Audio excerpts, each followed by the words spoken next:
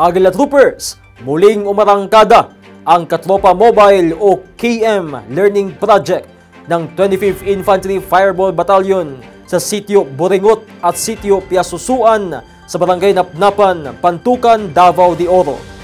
Ating subaybayan ang mga pangyayari roon sa report ni Agila Trooper Brian Belotindos.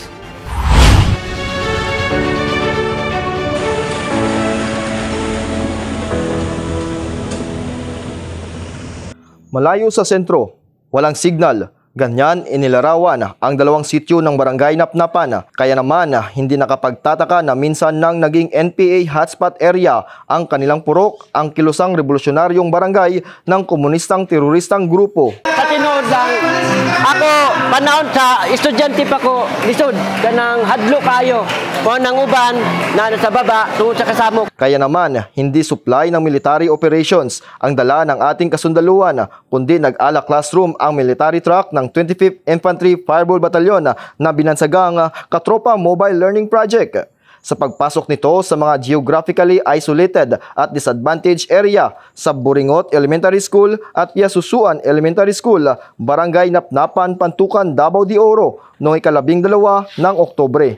Nag-alaguro ang mga fireball troopers, may pasayawan, kantahan at syempre hindi mawawala ang pagkain sa mga chikiting. Lipay kami nga niabot rin ng programa sa 25th IB sir kay ang mga bata daghan mo mga panginahanglan sir o pamginikanan usay dili nakapalit og mga labi na mga school supplies.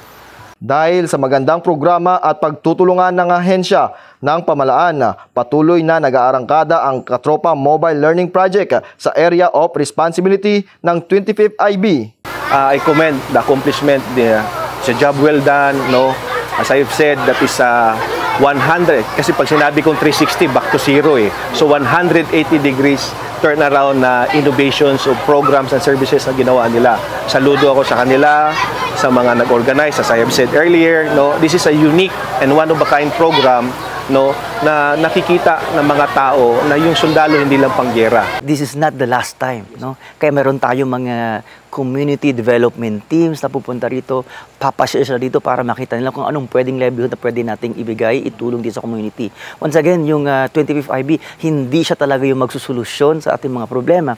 Pero at least, pagpunta natin dito, may maitulong tayo kahit paano, ma-inspire natin yung mga bata, mai-link natin yung mga agencies na mayroon silang programa para tulungan pa yung mga constituents natin dito, yung mga kababayan natin dito. Humigit kumulang sa 100 na mag-aaral ang napasaya ng mga fireball troopers sa dalawang paaralan. Mula dito sa Mawab, Davao de Oro, Brian Belotindos para sa Agila News Network.